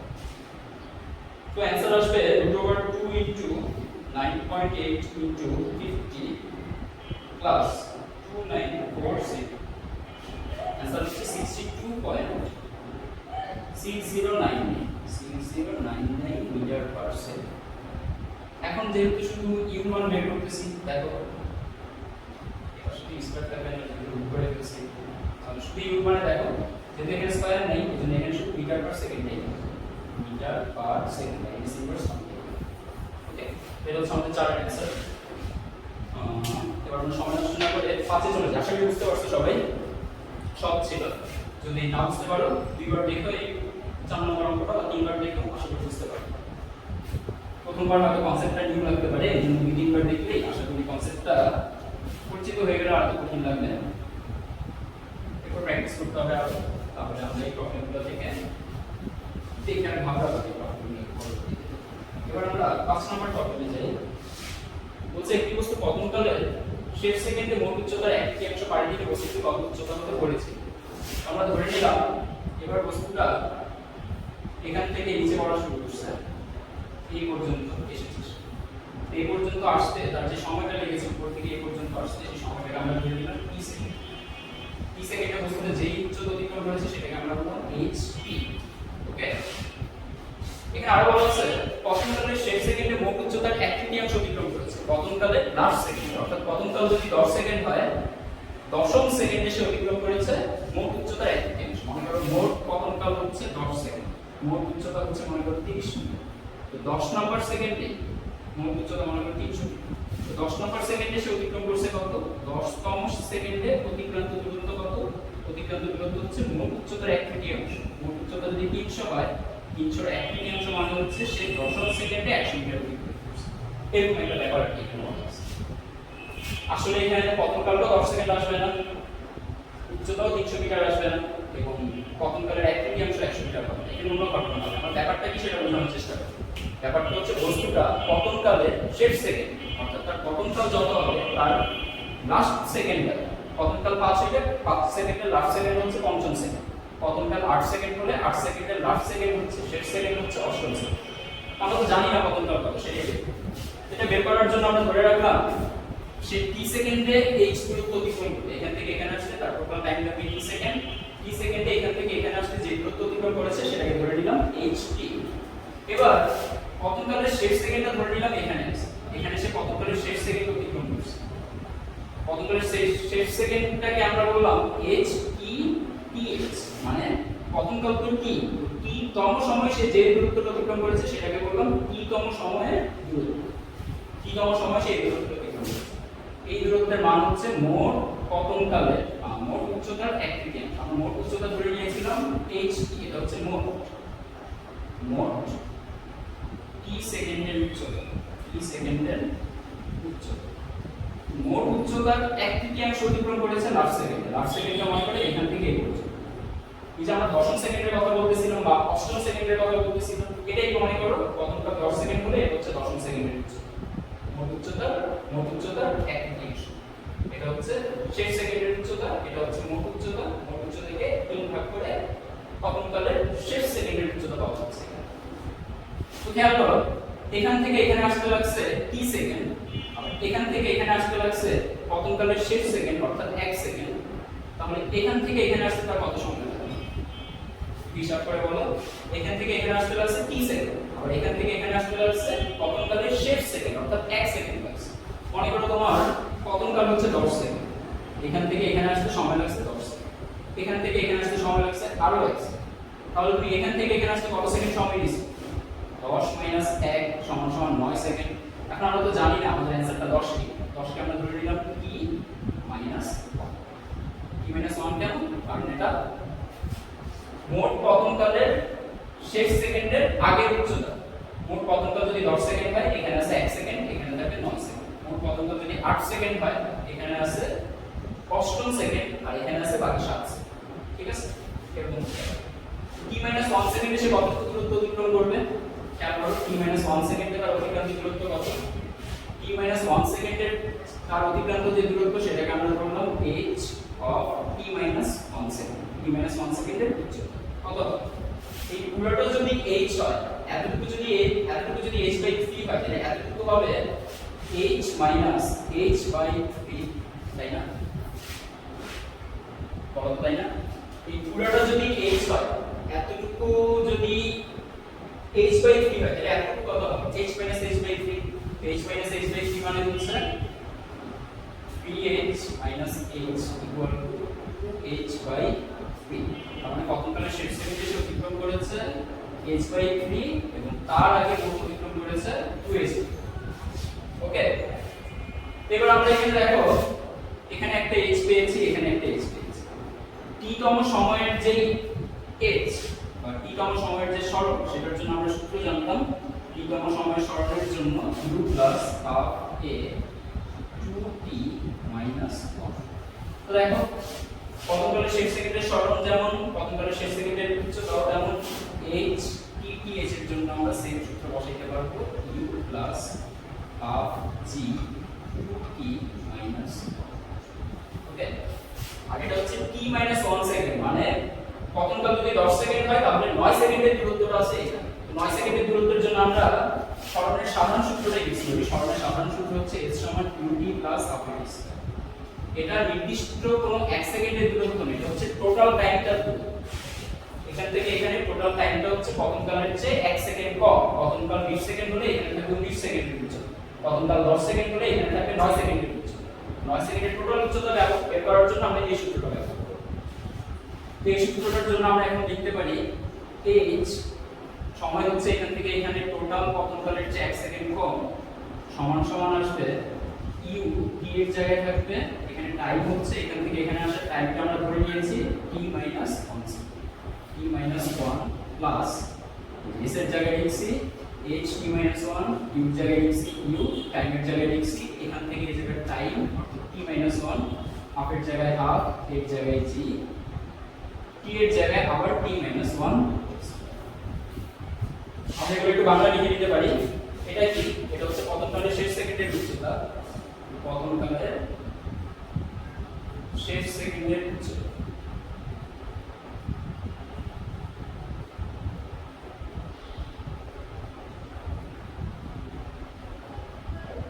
এটা হচ্ছে পতনকালের শেষ সেকেন্ডের আগে মোট উচ্চতা পতনকালের শেষ সেকেন্ডের পূর্বের মোট উচ্চতা পতনকালের শেষ সেকেন্ডের পূর্বের মোট উচ্চতা শেষ সেকেন্ডের পূর্বের মোট উচ্চতা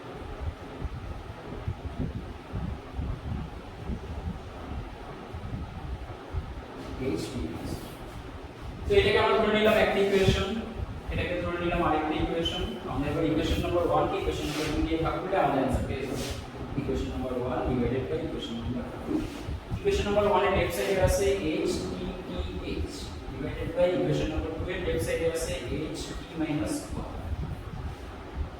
প্রথম ইকুয়েশনের লেফট সাইড কে দ্বিতীয় ইকুয়েশনের লেফট সাইড দিয়ে ভাগ করলাম কারণ আমরা এক থেকে দিয়ে ভাগ করতেছি লেফট সাইডগুলো পরস্পর ভাগ আর রাইট সাইডগুলো পরস্পর এক নম্বরের রাইট সাইডে আছে u plus half g 2t minus 1 এখানে আছে u t minus 1 plus half g t minus 1 holes এটা সমাধান করি আমরা h t t h এর ভ্যালু জানা আছে h t by 3 h t by 3 R h t minus 1 এর ভ্যালু জানা আছে টোটাল যে হাইট সেই হাইটের টোটাল হাইটের 2 by 3 অংশ তাহলে 2ht by 3 ht - 1 এর জন্য আসছে এটা ht t এর জন্য আসছে সমান সমান আদিবেগের মান দেখো এই t - 1 টাও শুরু হইছে এই পয়েন্ট থেকে আবার tt এর যে হিসাবটা সেটাও আমরা এইখান থেকে হিসাব করি আমাদের যে সূত্রটা এই সূত্রের u টা কোথা থেকে শুরু হয়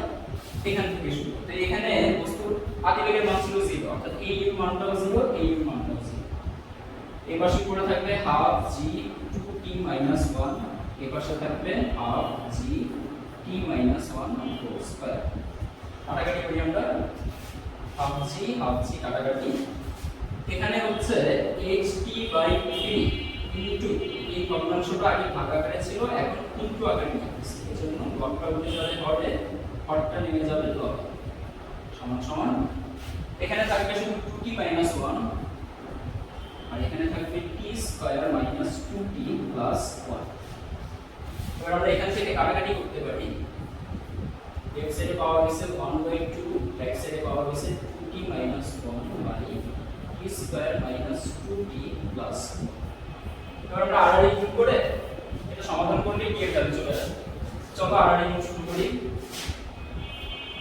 এই 2 এর সাথে এই ব্র্যাকেটটা গুণ হবে 2 এর সাথে 2t গুণ করলে পাবো 4t 2 এর সাথে -1 গুণ করলে পাবো -2 এর পাশে 1 এর সাথে t স্কয়ার গুণ হবে t স্কয়ার 1 এর সাথে -2t এর গুণ হবে -2t 1 এর সাথে +1 এর গুণ হবে +1 সবকিছু লেফট সাইডে নিয়ে আসি 4t - 2 - t স্কয়ার +2t - 1 0 এর পাশে সব এর পাশে আসছে এজন্য চিহ্ন পাল্টে গেছে t স্কয়ার চেঞ্জ হয় -t স্কয়ার -2t চেঞ্জ হয় +2t +1 চেঞ্জ হয় ক্যালকুলেশন করি 4t আর 2t মিলে পাওয়া যাবে 6t -t স্কয়ার কে ফার্স্টে নিই -2 আর -1 দিলে -3 ইকুয়াল টু 6 মাইনাস কমন নিয়ে নেই পাওয়া যাবে t square -6t + 3 equal to 0 এটা আমরা জানি যে মাইনাস কমন নিলে ব্র্যাকেটের ভিতরে চিহ্ন চেঞ্জ হয়ে যাবে মাইনাসটাকে ওই পাশে আমরা মাইনাস দিয়ে গুণ করে দিলাম এই পাশে একটা মাইনাস দিয়ে গুণ করলাম এই পাশে মাইনাস দিয়ে গুণ এই পাশে -1 দিয়ে গুণ করলে -1 আর মাইনাস মিলে প্লাস হয়ে যাবে তাহলে এই পাশে থাকবে t স্কয়ার -6t + 3 এই পাশে -1 দিয়ে 0 কে গুণ করলে 0 এই পাশে -1 দিয়ে গুণ করে সমীকরণের নিয়মে সমাধান করব। দ্বিঘাত সমীকরণের নিয়মে সমাধান করার জন্য আমাদের এখানে a b এবং c এর ভ্যালুগুলো জানতে হবে। t স্কয়ারের পাশে যে সহগটা আছে সেটা হচ্ছে a, t স্কয়ারের পাশে সহগ হচ্ছে 1, সেটা হচ্ছে a। t এর পাশে সহগ আছে -c, সেটা হচ্ছে b।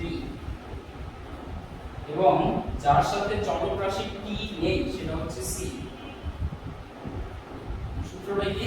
সূত্র হচ্ছে অজানা রাশি x সমান -b plus minus √b square minus 4ac divided by 2 of a।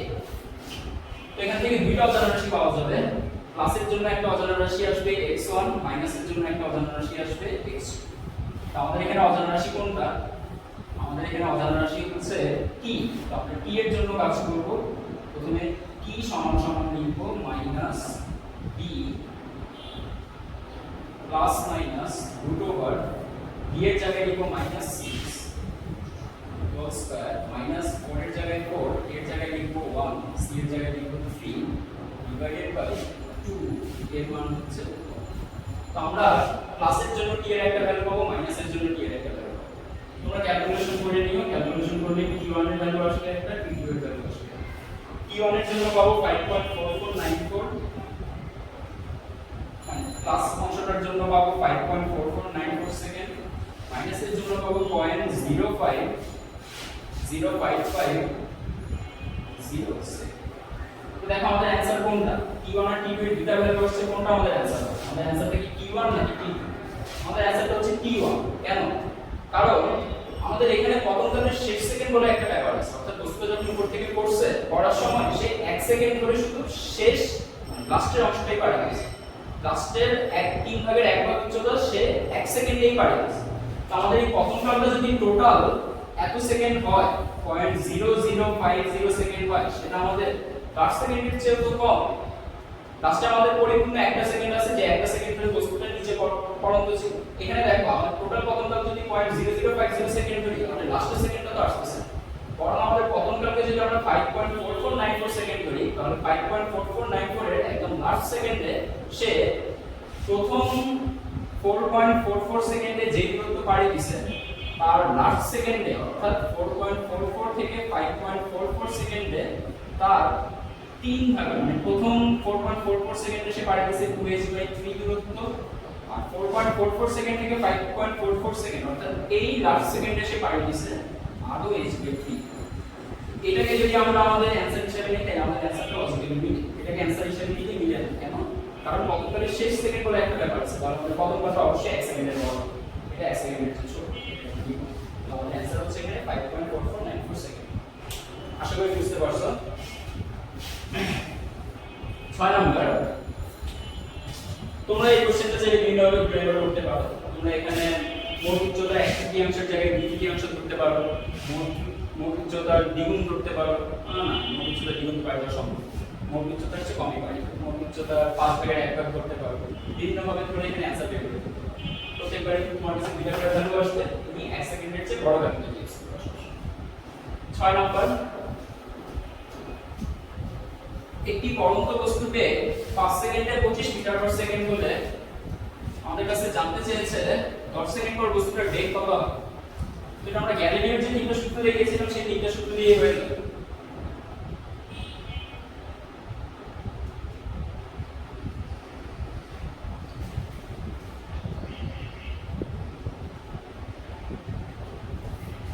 তো 6 নাম্বার,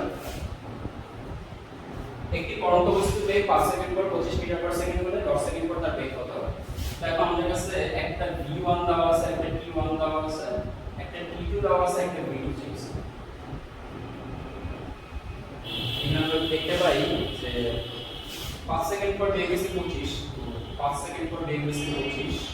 আমাদেরকে জিজ্ঞেস করছে 10 সেকেন্ড পর বেগ কত হবে। 10 সেকেন্ড পর আমরা গতদিনে যে সূত্রটা ছিল v1/t1, v1/t1 সমান v2/t2 সমান v3/t3 সমান সমান ডট চলতেছিল যে সূত্রটা, এই সূত্রে শুধু প্রথম দিকে অংশই কাজ করবে। কারণ এখানে প্রথম দিকে অংশেই v1 এর v2 হিসাব চলে আসছে, আমাদের v1 v2 দিকে দিকে আছে। তো আমরা এখানে লিখতে পারি v1 বাই t1 সমান সমান v2 বাই t2। এখান থেকে আমাদের বের করা লাগবে v2 এর মান। 10 সেকেন্ড পর বের করো। t2 কে এখানে নিয়ে আসো, ভাগাকারে আছে, এই পাশে আসলে গুণাকারে আসো। তখন v1 সাথে t2 থাকবে গুণাকারে, নিচে থাকবে t1 সমান সমান v2। সাইড চেঞ্জ করে v2 কে এই পাশে নিয়ে আসো, v2 t2 বাই t1 কে এই পাশে রাখো। এই পাশে v1 এর ভ্যালু হচ্ছে 10, v1 এর ভ্যালু হচ্ছে 25 metre, 25 metre per second into t2 এর ভ্যালু 10 সেকেন্ড, এটা v1 এর ভ্যালু 5 সেকেন্ড দিয়ে 10 সেকেন্ড কে কাটলে 2 পাবো। সেকেন্ড সেকেন্ড করে আসলে থাকা শুরু। v2 সমান সমান আসবে 25 টাইমস 2 সমান সমান 50 মিটার। শেষ। 7 নাম্বার, একটি পড়ন্ত বস্তু নিক্ষেপের 2 সেকেন্ড পর 15 মিটার দূরত্ব অতিক্রম করে। আরো 25 মিটার দূরত্ব অতিক্রম করতে বস্তুটি কত সময় লাগে? তো একটা বস্তু এখান থেকে পড়া স্টার্ট করছে, 2 সেকেন্ডে সে এখান থেকে এখানে আসছে 2 সেকেন্ডে 15 মিটার। এখান থেকে তাকে আরো 25 মিটার নামাইতে হচ্ছে। আরো 25 মিটার যেতে তার টোটাল সময় কত লাগে? বস্তুটি কত সময় লাগবে জিজ্ঞেস করেছে। আরো 25 মিটার যেতে, অর্থাৎ শুধু এই 25 মিটারটা যেতে তার কত সময় লাগবে সেটা জানতে হবে। তো এখানে কাহিনী হচ্ছে আমরা সবসময় প্রথম থেকে হিসাব করব। এখান থেকে কোন হিসাব আসবে? হিসাবটা আসবে প্রথম থেকে এই পর্যন্ত যে দূরত্ব এটাকে ধরে রাখবো h1, প্রথম থেকে এই পর্যন্ত যে সময় এটাকে ধরে রাখবো t1। আবার এখান থেকে এই পর্যন্ত যে দূরত্ব এটাকে ধরে রাখবো h2, 25 প্লাস 15, h2 হচ্ছে 40 মিটার।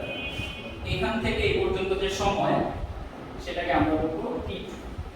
তো দেখো আমাদের অ্যানসারটা কিন্তু t2 না, আমাদের অ্যানসার হচ্ছে এখান থেকে এখানে সময়টা।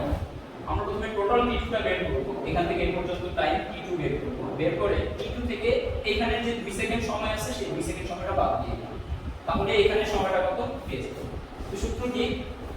সূত্র ছিল h1 divided by t1 square সমান সমান h2 divided by t2 square সমান সমান h3 divided by t3 square সমান সমান অনুপাত 14। তো আমরা সূত্রে শুধুমাত্র এই অংশটা নিয়ে কাজ করব। h1 by t1 square equal to h2 by t2 square। আমাদের মান জানা লাগবে শুধু t2। তো t2 এর জন্য কি করতে পারি? প্রথমেই দুই পাশকে উল্টায় নেব। t2 নিচে থাকলে তো হবে না, উপরে আসতে হবে। উপরে আনার জন্য এখানে একটা ব্যাস অনুপাত, এখানে একটা ব্যাস অনুপাত।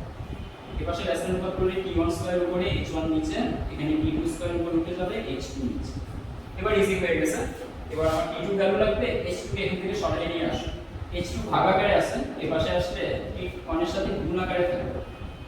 t1 square h2 divided by h1 সমান সমান t2 স্কয়ার। খেয়াল করে দেখো, তোমার তো স্কয়ার দিয়ে কোনো কাজ নেই, তোমার শুধু t2 লাগে। উভয় পাশে একটা রুট করে দিলাম, এই পাশে রুট করলাম, এই পাশে রুট করার কারণে স্কয়ারটা চলে গেছে, আর এই পাশে রুট করার কারণে ভ্যালু আসবে। t2 সমান সমান t1 এর ভ্যালু কত?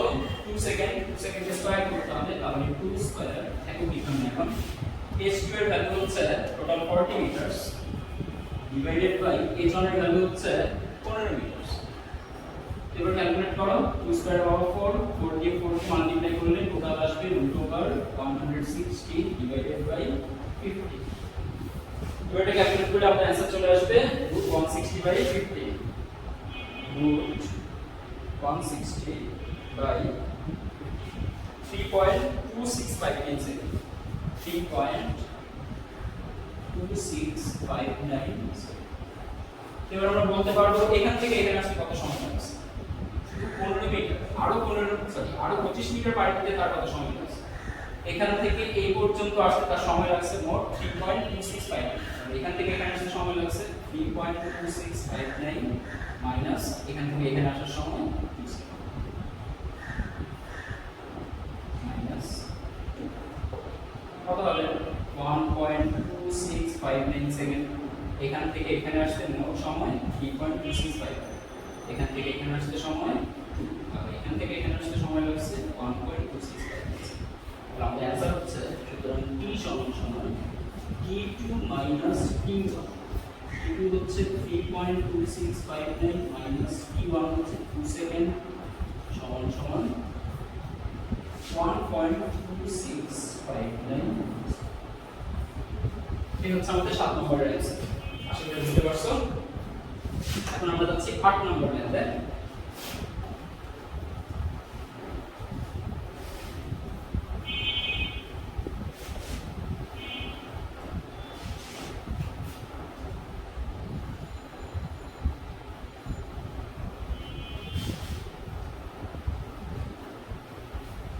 নম্বর ম্যাথের দিকে একটু লক্ষ্য করো। পরন্ত বস্তু তৃতীয় পঞ্চম সেকেন্ডের বেগ ও উচ্চতার অনুপাত নির্ণয় করতে বলছে। তো পরন্ত বস্তুর তৃতীয় ও পঞ্চম সেকেন্ডের বেগ ও উচ্চতার অনুপাত। তো দেখো তৃতীয় সেকেন্ডের বেগ আর পঞ্চম সেকেন্ডের বেগের অনুপাত কত? তৃতীয় সেকেন্ডের জন্য t1 এর মান হবে 3 সেকেন্ড, t2 মান হবে পঞ্চম সেকেন্ডের জন্য 5 সেকেন্ড। পঞ্চম সেকেন্ডে তার বেগ কত হবে? t1 সেকেন্ডে তার বেগ কত জানি না।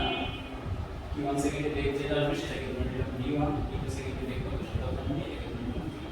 তো তৃতীয় সেকেন্ডের বেগ আর পঞ্চম সেকেন্ডের বেগের অনুপাত আমরা সূত্র জানি v1/t1 = v2/t2। তো আমাদের বেগের অনুপাত লাগে তৃতীয় সেকেন্ডের বেগের সাথে পঞ্চম সেকেন্ডের বেগের অনুপাত, অর্থাৎ v1:v2। এখন v1:v2 মান হচ্ছে v1/v2 বেগ। v1:v2 মান হচ্ছে v1/v2। v1 এর নিচে আসবে v2, এখানে আসবে t1/t। t1 এর ভ্যালু জানা আছে 3 সেকেন্ড, t2 এর ভ্যালু জানা আছে 5 সেকেন্ড, সেকেন্ড কাটা। আমরা বলতে পারি তৃতীয় সেকেন্ডের বেগ ও পঞ্চম সেকেন্ডের বেগের অনুপাত হচ্ছে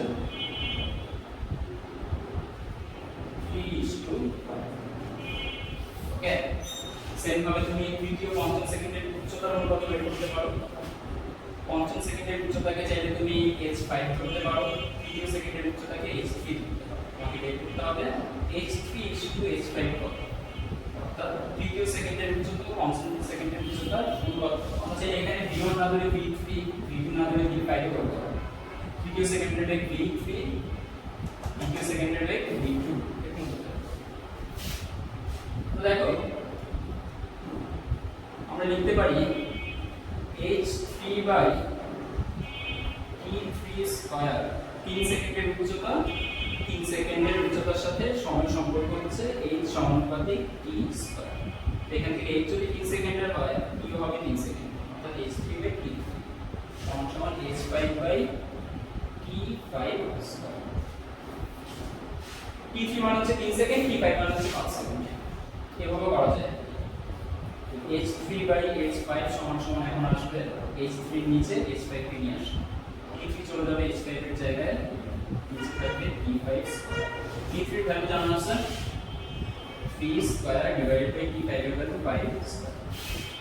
আসলো h3:h5 সমান 3 স্কয়ার পাওয়া যাবে 9:5 স্কয়ার পাওয়া যাবে 25।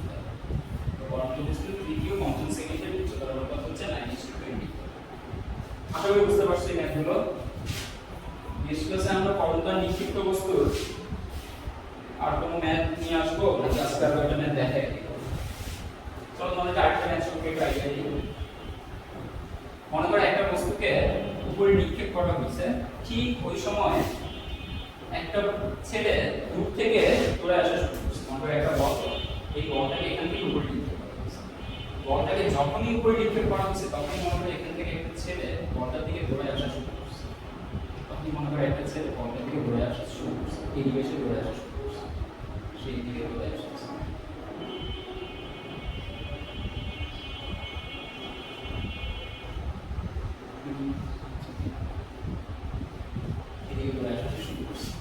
এদিকে যখন সে দৌড়ে আসছে তখন কত দূরে ছিল সে বলটা থেকে, সেই ডিসটেন্স তোমাকে দিয়ে দিছে। আমরা বলটা থেকে ছেলেটা 50 মিটার দূরে ছিল। বলটাকে যখন ছুড়ে মারা হয়েছে তখন বলটাকে ছুড়ে মারা হয়েছে মনে করো 20 মিটার পার সেকেন্ড।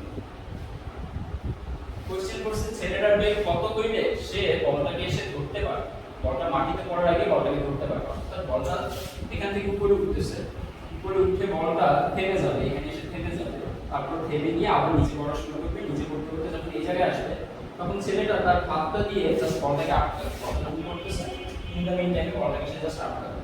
জিজ্ঞেস করছে বলটি ভূমিতে পড়ার আগে ধরতে হলে ছেলেটিকে কত বেগে কত সমবেগে দৌড়াতে হবে। মনে করি ছেলেটা এখানে সমবেগে দৌড়ছে। দুই ধরনের প্রবলেমই আসতে পারে, এটা সমবেগে থাকতে পারে অথবা সমত্বরণেও থাকতে পারে। আমরা আপাতত সমবেগ দিয়ে একটু করে দেখি, তারপর সমত্বরণের জন্য দেখি। বলটি মাটিতে পড়ার পূর্বে ধরতে হলে মাটিতে পড়ার পূর্বে ধরতে হলে ছেলেটিকে কত বেগে দৌড়াতে হবে।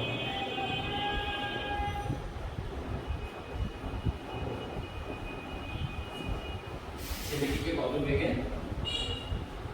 দৌড়াতে, দেখো এখানে কন্ডিশন হচ্ছে ছেলেটাকে কত সময়ের মধ্যে এখানে আসতে হবে। বলটার আদিকের দেওয়া আছে, আমরা বের করতে পারবো বলটা উপরে গিয়ে আবার নিচে আসতে কত সময় লাগে, অর্থাৎ বলটার বিচরণকাল আমরা বের করতে পারবো। একবার উপরে উঠলে উত্থানকাল হবে, উত্থানকাল কত, আবার নিচে আসলে পতনকাল পাওয়া যাবে, পতনকাল কত, এটা যোগ করলে বিচরণকাল পাওয়া যাবে। বিচরণকালের জন্য আরো স্পেশাল সূত্র আছে আমাদের কাছে, বিচরণকাল E সমান 2U ডিভাইডেড বাই G। এই বিচরণকালের অর্থ কি? বিচরণকালের অর্থ হচ্ছে বলটা উপরে উঠবে, এখান থেকে বলটা উপরে উঠবে, উপরে উঠতে তার একটা সময় লাগে, আপনি এখান থেকে নিচে নামতে আরেকটা সময় লাগে। উপরে উঠতে যে সময় সেটাকে উত্থানকাল বলবো, নিচে নামতে যে সময় সেটাকে পতনকাল বলবো, উত্থান এবং পতনকাল মিলে যে সময় সেটাকে বলবো বিচরণকাল। বলটা এখান থেকে এখানে আসতে যে সময়টা লাগতেছে সেটাকে ঠিক ওই সময়ের মধ্যেই বলের কাছে পৌঁছাতে হবে, তাই সে বলটাকে ঘুরতে পারবে। এটা হচ্ছে আমাদের কন্ডিশন, এই কন্ডিশন মেনে কাজ করলে অ্যানসার চলে আসবে। তো ধরে নিলাম ছেলেটাকে এই বিচরণকাল যত সেই সময়ের মধ্যেই ফিরে আসতে হবে। এখন ছেলেটা যদি এখান থেকে এখানে আসতে চায় তাহলে ছেলেটাকে কত দূরত্ব পাড়ি দিতে হবে? 50 মিটার দূরত্ব সে কি বেগে পাড়ি দিবে? সমবেগে। সমবেগের দূরত্বের জন্য আমরা কি সূত্র জানি? সমবেগের দূরত্ব সমান সমান v ইনটু t, সমবেগ ইনটু সময়। ধরে নিলাম ছেলেটার এখান থেকে এখানে আসতে সময় লাগবে t সেকেন্ড। ছেলেটার এখান থেকে এখানে আসতে সময় লাগবে t সেকেন্ড। এই t সেকেন্ডটা কার সমান হবে কি বলতো? ছেলেটার এখান থেকে এখানে আসতে যে সময়, সেই সময়টা কিসের সমান হতে হবে? সেই সময়টাকে হতে হবে এই বলটার এখান থেকে এখানে গিয়ে আবার এখানে আসতে, নিক্ষেপ করার পরে বলটা উপরে উঠে আবার মাটিতে আসতে যে সময়টা লেগেছে সেই সময়ের সমান টাইমে ছেলেটার এখান থেকে তো ছেলেটার এখান থেকে এখানে আসতে যে সময় লাগবে সেই কি, এবং বলটার উপরে গিয়ে আবার নিচে নামতে যে সময় লাগবে সেই বিচরণকাল দুইটা সমান হলে ছেলেটা বলটাকে ধরতে পারবে। ধরি ছেলেটার বল ধরতে সময় লাগবে কি, ছেলেটির বল ধরতে সময় লাগবে কি সেকেন্ড।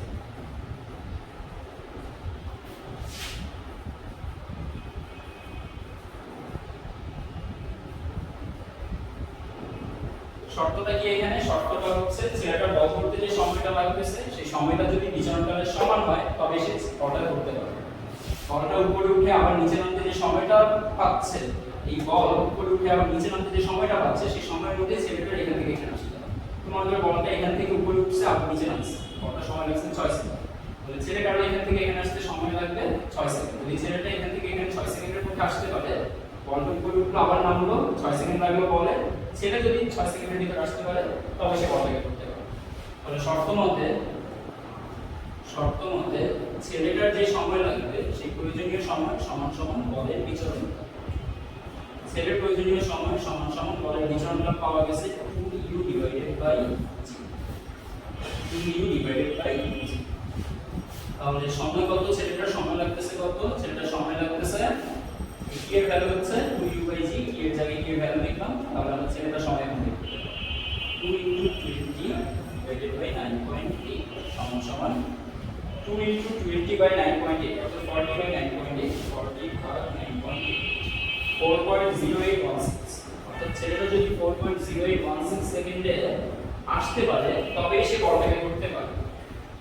এখন ছেলেটাকে জিজ্ঞেস করছে কত বেগে তাকে দৌড়াতে হবে, সময়টা জানতে চাই না যে সে কত সময়ের ভিতরে এখানে আসলে বলটাকে ধরতে পারে। সময়টা তো আমরা শুধু এখান থেকে বের করে নিতে পারবো, শুধু এখান থেকে বের করে নিতে পারবো ছেলেটা কত সেকেন্ডের ভিতরে আসলে বলটা ধরতে পারে। ব্যাস এখানেই শেষ হয়েছে, ফার্স্ট কি এর মান বের করলেই শেষ। ছেলেটা 4.0816 সেকেন্ড অর্থাৎ বিচরণকালের যে টাইম সেই বিচরণকালের সমান সময় আসতে পারলে ধরতে পারবে, এখানে শেষ হয়ে যাবে। কিন্তু আমাদের কিন্তু সময় জানতে চাইনি, আমার কাছে জানতে চেয়েছে যে ছেলেটা কত বেগে দৌড়াইলে এই সময়ের ভিতর আসতে পারবে, এই সময়ের ভিতর কত বেগে দৌড়াইলে সে 50 মিটার পাড়ি দিয়ে এখানে আসতে পারবে, ভি জানতে চেয়েছে। তো দেখো আমরা ছেলেটা কত দূরত্ব পাড়ি দিয়েছে সেটা জানি, 50 মিটার দূরত্ব পাড়ি দিছে। কত সময় পাড়ি দিছে সেটা জানি, 4.0816 সেকেন্ড। কত সময় পাড়ি দিছে সেটাও জানি, তাহলে সে কত বেগে দৌড়ায়া এই বলটাকে ধরলো বের করতে পারবো না? চলো বের করে ফেলি। সুতরাং ছেলেটির প্রয়োজনীয় বেগ, ছেলেটির প্রয়োজনীয় বেগ v হলে সমবেগের জন্য, ছেলেটির প্রয়োজনীয় বেগ v হলে, ছেলেটির প্রয়োজনীয় বেগ v হলে সমবেগের জন্য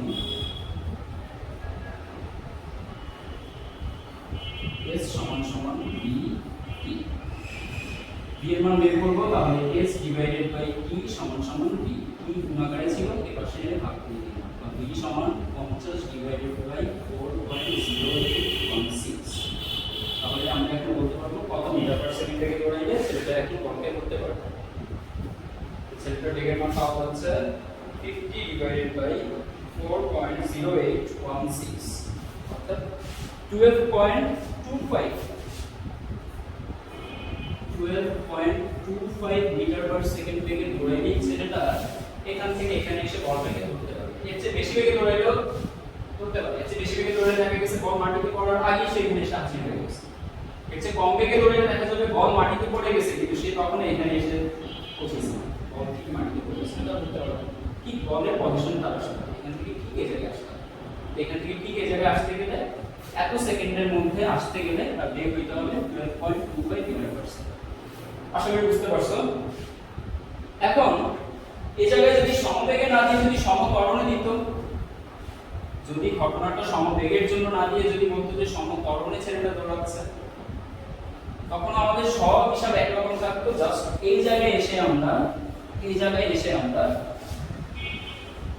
s equal to vt এর জায়গায় s equal to qt plus half at square দিয়ে কাজ করব। ওকে, তখন দুটো কোশ্চেন পেতে পারবো। ছেলেটা যখন এখানে আসবে তখন এখানে ছেলেটার শেষ বেগ কত হচ্ছে, বা ছেলেটা যখন এখান থেকে এখানে আসবে তখন কত ত্বরণে তাকে দৌড়াইতে হবে। তোমাকে এস এর মান তো দিয়েই দিছে, ছেলেটা এখান থেকে এখানে আসবে 50 মিটার, এস এর মান তোমার জানা আছে। ছেলেটা যখন ত্বরণে দৌড়ানো শুরু করবে তখন অবশ্যই সে প্রথমে স্থির অবস্থান থেকেই দৌড় শুরু করবে, আগে সে স্থির থাকবে। আজেবের ভ্যালু তোমার জানা থাকবে, টাইম তো তুমি জানোই। বলটা এখান থেকে এখান থেকে উপরে উঠে আবার নিচে নামতে যে সময় লাগতেছে সেই সময়ের ভিতর তোমার আসতে হবে।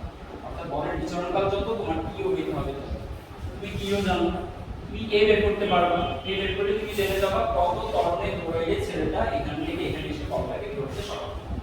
অথবা এর ভ্যালু যদি জেনেই যাও তখন তুমি বিও বের করতে পারবা, বি সমান ইউ প্লাস এ। অর্থাৎ ছেলেটা যখন এখান থেকে এখানে এসে বলটাকে ধরতেছে তখন তার শেষ বেগ কত, বল ধরার মুহূর্তে ছেলেটার বেগ কত, এটাও জিজ্ঞেস করতে পারো। তখন আমরা শেষ বেগ বের করে ফেলবো সূত্র দিয়ে, আদি বেগ 0, ত্বরণের মান তো এখানে বেরই করে দিয়েছিলাম, এই সূত্র থেকে ত্বরণ তো বেরই করছিলাম, বাকি আছে কি এর ভ্যালু তো কিছু কালের সমান আগে জেনেই গেছি। আশা করি তোমরা এই টাইপের সমস্যা যদি তোমাদের এক্সামে আসে তোমরা অ্যানসার করতে পারবা। এবং অ্যানসারের জন্য সবচেয়ে বেশি যেটা জরুরি সেটা হচ্ছে এই টাইপের কোশ্চেন আরো প্র্যাকটিস করা। আমি আশা করি বাসায় তোমরা এই টাইপের প্রবলেমগুলো আরো বেশি করে প্র্যাকটিস করবা যাতে পরীক্ষায় সেগুলো অ্যানসার করতে পারো।